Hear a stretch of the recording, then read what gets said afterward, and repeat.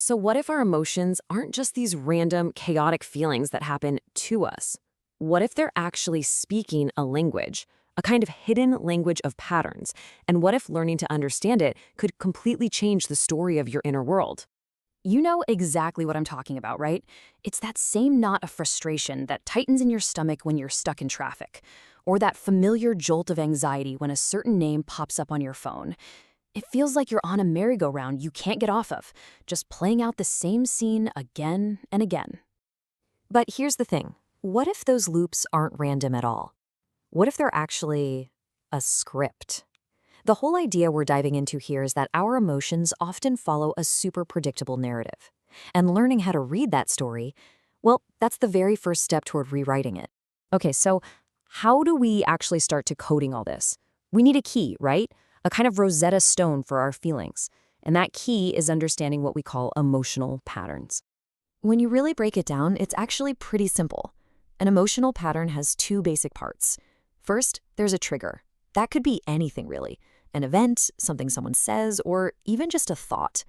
And then there's your habitual reaction, the feeling and the action that just automatically follows.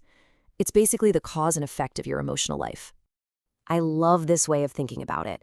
These patterns are like the invisible grammar of your own emotional language. You use this grammar all the time without even realizing it. But once you start to see it, you can begin to speak this language with real purpose, with real clarity. So now that we kind of get the what, let's get practical and figure out the how. It's time to put on your detective hat.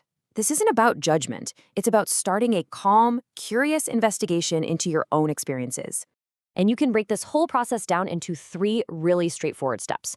First, when you feel that strong emotion bubble up, just pause and ask yourself, wait, what just happened? That's your trigger.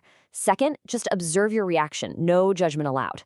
What did I feel in my body? What did I immediately want to do or say? And then part three, and this is the big one, start looking for the connection. Why does this specific thing always seem to lead to that specific feeling? The answer almost always holds the key to a much deeper story about who we are. And this quote, man, it just perfectly captures the mindset you need here. This whole process isn't about blaming yourself for how you react. It's simply about seeing it clearly. Awareness is just noticing the pattern, and acceptance is letting it be there without that frantic need to fix it right away.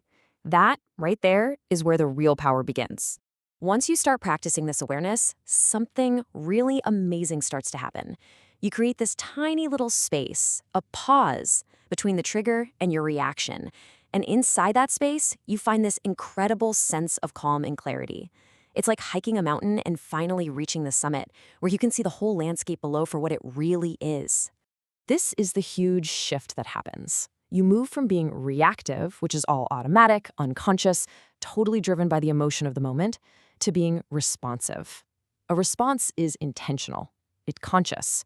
It's driven not by that old trigger, but by your own values. You actually get to choose what you do next. So why does all this matter? I mean, what's the payoff? Well, the benefits are immense. You'll start to feel a greater sense of inner calm because you're no longer being hijacked by these old emotions. You get to consciously choose how to act, which builds this incredible self-awareness and confidence. And maybe most importantly, this whole process leads to a much deeper, more honest connection with yourself. You know, understanding your patterns isn't just some neat psychological exercise. It's really about reclaiming your role as the author of your own story. You're the one holding the pen now. You have the framework now, you have the steps, you get it. This knowledge really is the key. It unlocks the door to a more intentional, self-aware life, one where you're not just a character acting out a pre-written script, but you're the one who gets to decide what happens next. So I'll just leave you with this to think about. As you go about your day today or tomorrow, what's the first pattern you're going to look for? Your story is right there, just waiting for you to read it.